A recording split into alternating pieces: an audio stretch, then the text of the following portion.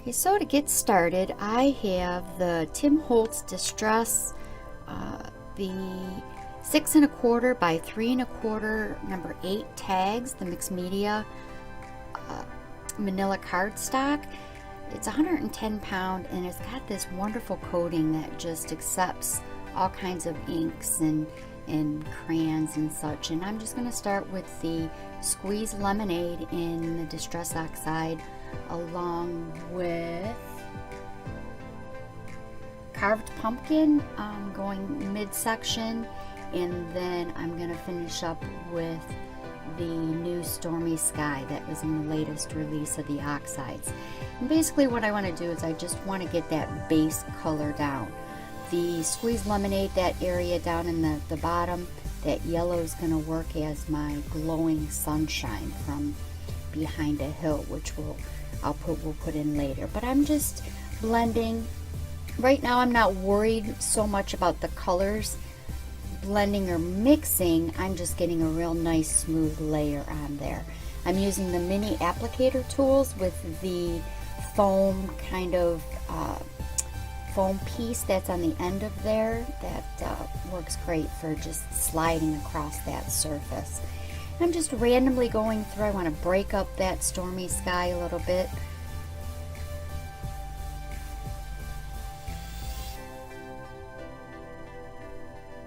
So next I want to go, the next layer is going to be just a tad bit darker than what that back layer is. So I've got mustard seed in Oxide, I've got ripe persimmon in Oxide, and then I'm going to add a little bit of purple, which that's Wilted Violet. I don't really want any more blue. I want more of a soft purple color in there. So now I'm just kind of going in between the yellow and the orange. That'll just help blend them. Plus, I mean, when you think about a sunset, there's tons and tons of different colors in a really pretty one. So we're just adding that in to just add a little bit of interest. And I'm breaking it up. It's not in a solid, color stream. It's kind of just broken up because when we add the clouds, we're going to want that variance. So here comes some of the ripe persimmon, which, oh my gosh, if you've seen this one in the Oxide, when it's oxidized with the water, it's a really cool color. Great Halloween color too. But yep, as you can see, I'm just randomly kind of, I'm using kind of light pressure here with the applicator tool. I'm not like squishing it down real hard, but I'm kind of using that edge of the applicator, which will help, helps kind of make it appear as if those are clouds and they're just different layers.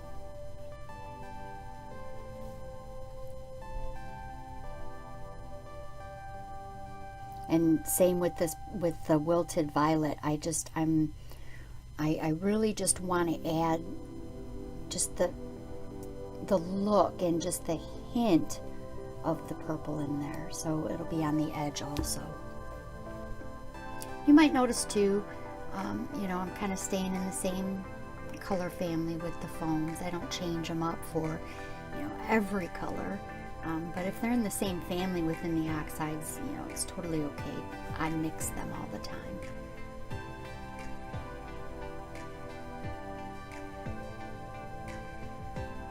So you can also see I'm using a bit of a circular motion, really just kind of working that edge of the tool. Because the thing is, I can always add more to it, where if I go too heavy or I go too flat with the applicator, I can't, it'll be harder to remove that than it is adding.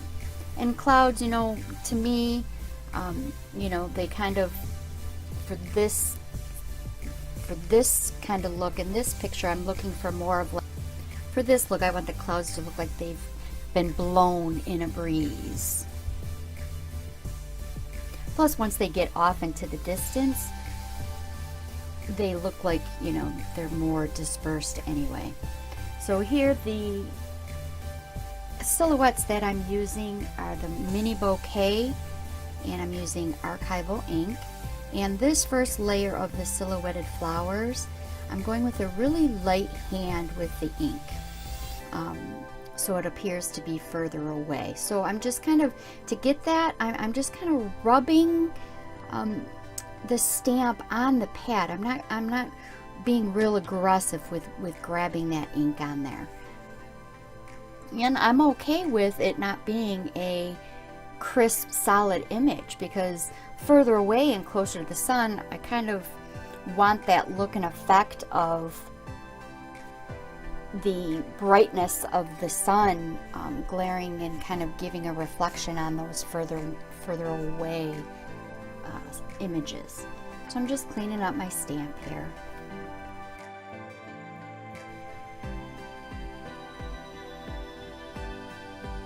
I'm just adding some of those different flowers. In the background, I was looking for the smaller budded stamps, because further away, of course, they're going to be smaller. Using a little bit heavier hand here with the ink just to give it another layer, appearing to be closer to you.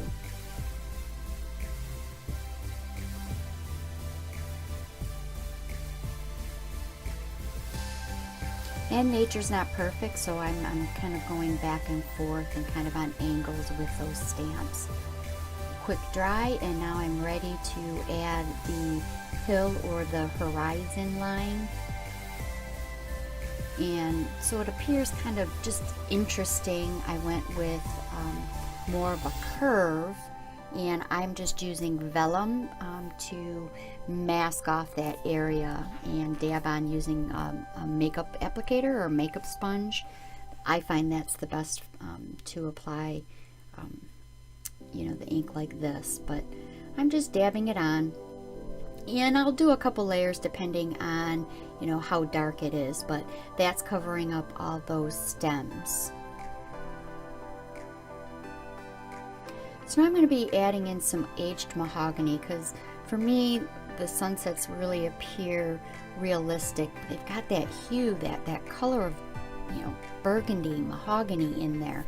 So again, with the edge, I'm just going in real light-handed, and I'm kind of really wanting that the circle, you know, the outline of the applicator to appear and to, you know, to show. I'm just lightly going over those areas where it's darker. And it's really just kind of playing, going back and forth, a quick little dab, you know, that the sponge of the applicator looks real nice too. So just play. There's no right or wrong with this, because every sunrise and sunset's different. So now I just wanted to break up that purple a little bit.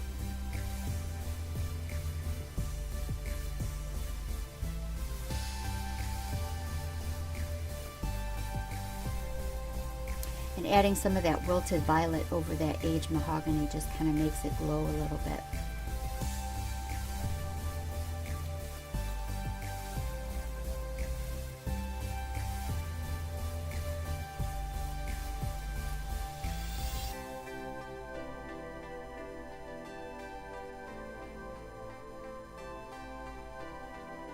It's starting to come together.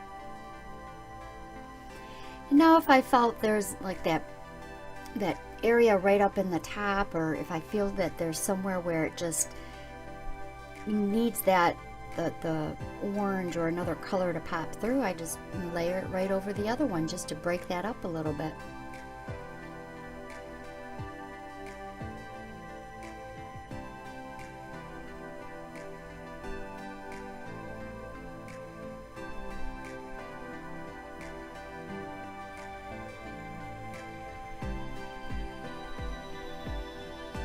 Okay, so now I'm adding layers that'll appear closer to the eye. So this is definitely you know, heavier, and I'm not sliding the stamp. I'm going straight up and down to grab a good amount of ink on there.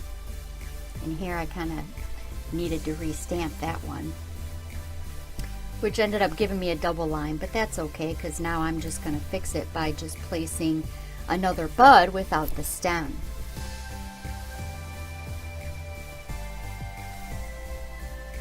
Yep, I'm just going heavier with the ink. And I wanted the, you know, a larger size bud so it appears like it's, you know, closer to you. So now for that last layer of the silhouettes, I wanted to use the stamping platform because now anything that I add to it, I'm going to want it really, really dark. So I needed a platform, the stamp platform, so I could re-stamp in the exact same spot at least 2 to 3 times to get a real dark, intense color.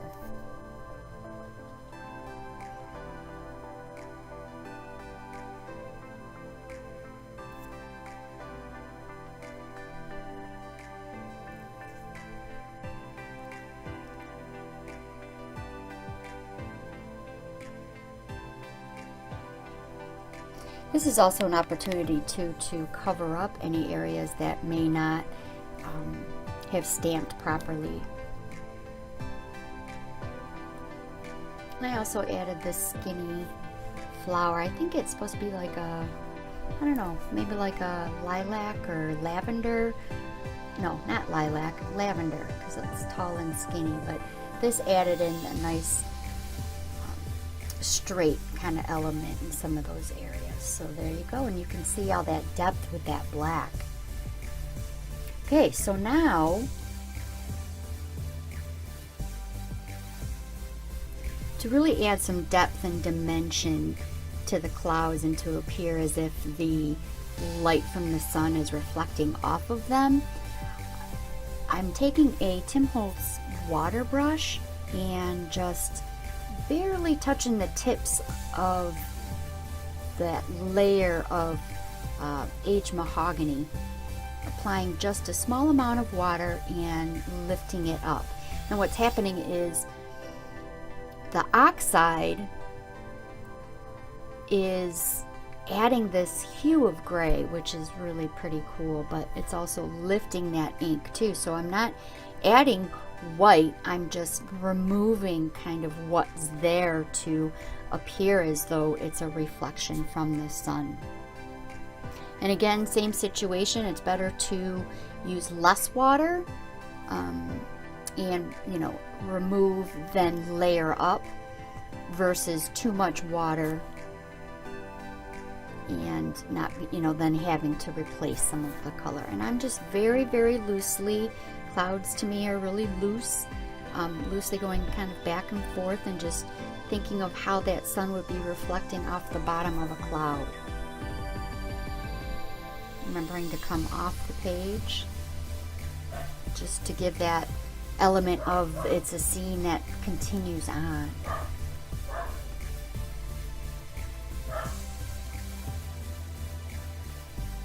It's also a great opportunity to break up if I felt there was too much of a color in an area. I would just break up those clouds to make them appear as if there's, you know, a couple of them there. Now I'm just taking the archival and just edging or framing the piece and going all the way around. I like to kind of pounce to give a thicker line and then just scrape to give it a little bit straighter edge.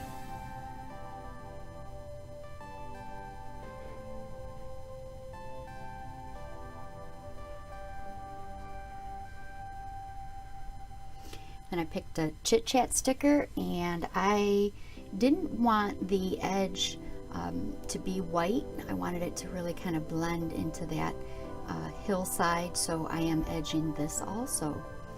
And that's it. Thank you for joining me today, and if you like what you see, be sure to like and subscribe. Thank you.